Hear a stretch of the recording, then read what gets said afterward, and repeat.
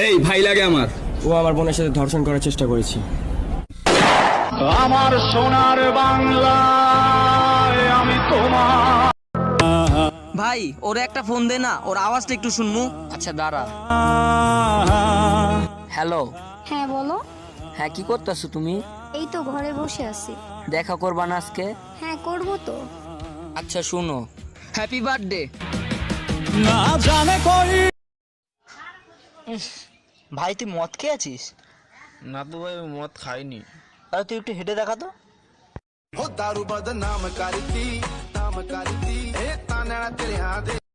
দর্শক, নোয়াখালীতে আছেন আমাদের সহকর্মী মনির হোসেন বাবু, সেখান থেকে সরাসরি যুক্ত হচ্ছেন তিনি।